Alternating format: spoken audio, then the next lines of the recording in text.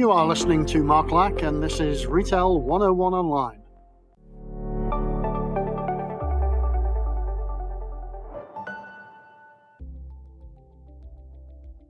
Imagine lifting your sales by double digits. Not with more staff, not with a fancy loyalty app, but by simply moving a product a few feet across the floor. Sounds too simple? Well, say hello to the power of the Endcap. Welcome Retail 101ers to episode number 37, hosted by Mark Lack from Retail 101 Online. These episodes are all designed to give you some quick bursts of retail or management knowledge, and you can do it at your own pace. For our amazing regulars, a huge thank you for continuing to tune in. Your unwavering support keeps us revved up and ready to dive headfirst into the chaotic world that is retail. Whether you're managing a high street chain, a local convenience store, or anything in between, this episode will help you rethink how product placement, not product pricing, could be your greatest sales tool. Today's focus? One of the most underestimated zones in your entire store, the Endcap. By the end of this episode, you'll know exactly how to make it work for your business, avoid the traps, and see results in real-world sales uplift. Let's get into it.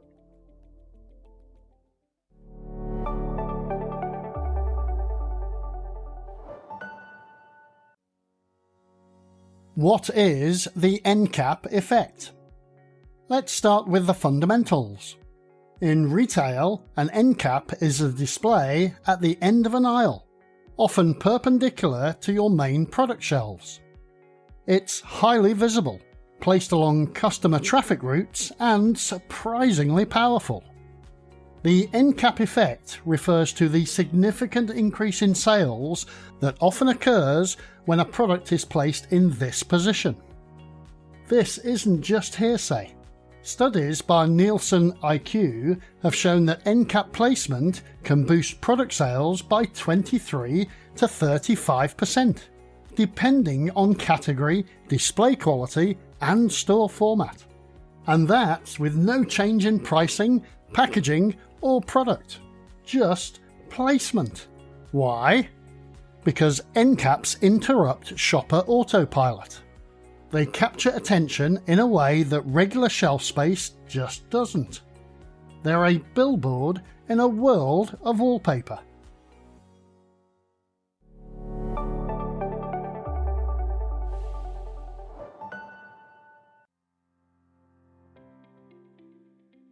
What about the psychology behind the Endcap effect? Nobel Prize-winning psychologist Daniel Kahneman called it System 1 thinking, the fast, automatic, subconscious mode we use to make most decisions, including shopping. My regular listeners will know I did a whole episode about Daniel Kahneman's book. I will drop a link in the description for you. Endcaps are effective because they speak to that part of the brain. They're not relying on detailed comparison shopping or analytical thought. They're relying on, I saw it, I liked it, and I grabbed it. Retail anthropologist Paco Underhill, author of Why We Buy, notes that 80% of shoppers stick to the same route each time they visit a store. They know what they need. They walk the same aisles. They're on a mission. But when you place an Endcap in their way, it disrupts that pattern. Suddenly they're thinking, oh, that looks new. That looks like a deal. That's easy to grab. And here's the critical point. Even if they weren't looking for it, they'll often still buy it.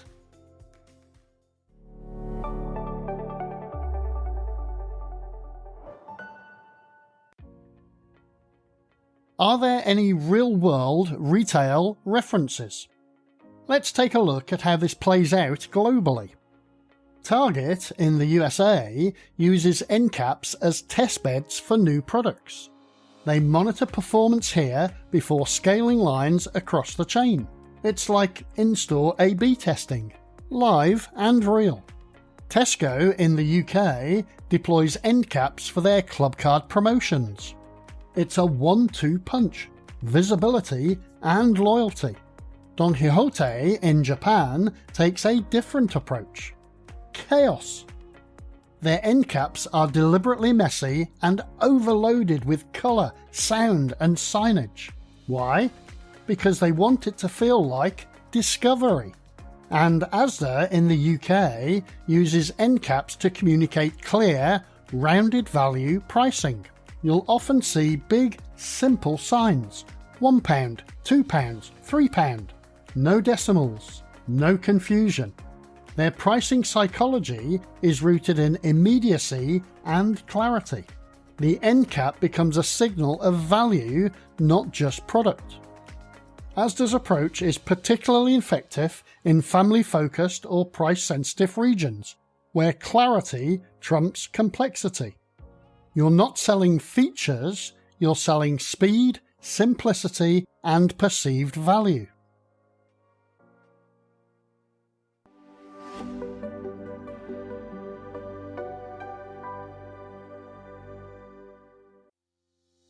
Help is on the way. Let's look at some practical action for store teams. Every episode of Retail 101 Online includes this segment, because retail doesn't need more theory, it needs action. Here's how to make the endcap effect work in your store. Starting this week. Number 1. Choose margin movers, not essentials. Don't waste the endcap on items that sell themselves, like milk or bread.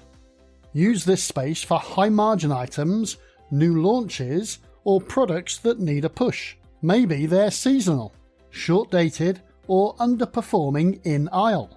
Think of it like a spotlight. You wouldn't shine it on something that's already centre stage.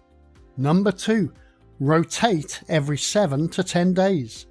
A static endcap is a dead endcap. Customers notice change, not sameness. Rotate your endcaps weekly if possible and make the change obvious. Change colours, signage, product shape or height.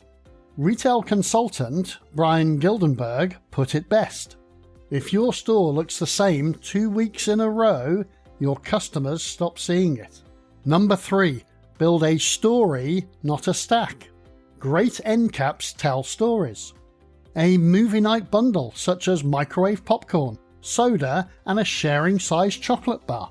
A back to school display with pencil packs, lunch snacks and hand wipes. It's not about the product, it's about the occasion. The emotion, that's what converts. Number 4.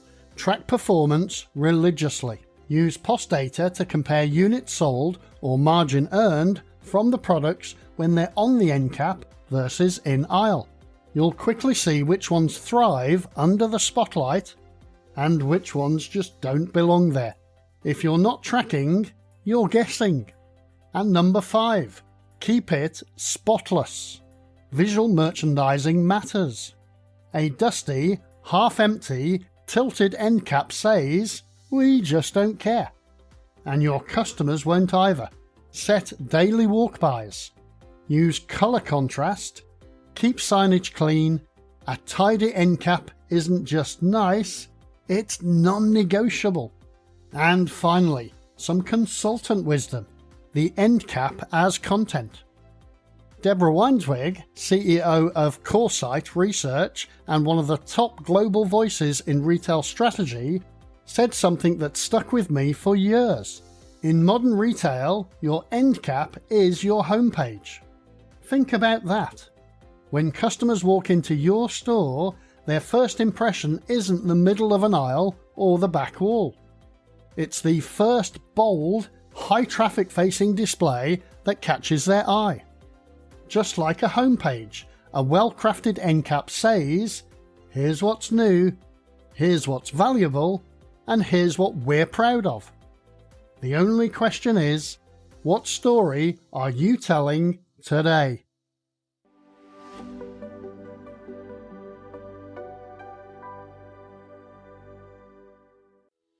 Some final thoughts from me then. What can you take away? The end of an aisle isn't the end of a journey. It's the beginning of an opportunity. When done well, your endcap becomes a silent salesperson, a storyteller, a margin amplifier. It doesn't just hold stock, it holds attention. And in today's attention-starved retail landscape, that might be the most valuable thing you own. I hope this has helped somewhat in expanding your understanding of the endcap effect. If you can think of anything else, then you know how to find me.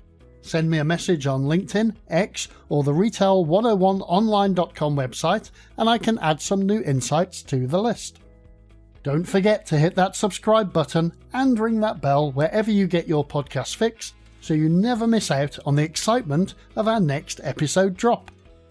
Remember, the smartest stores are the ones where everyone is learning, thinking, and growing. Join the future. Start today.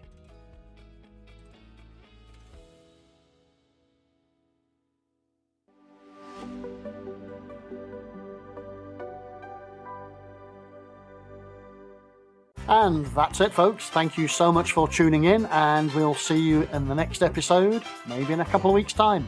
Cheers.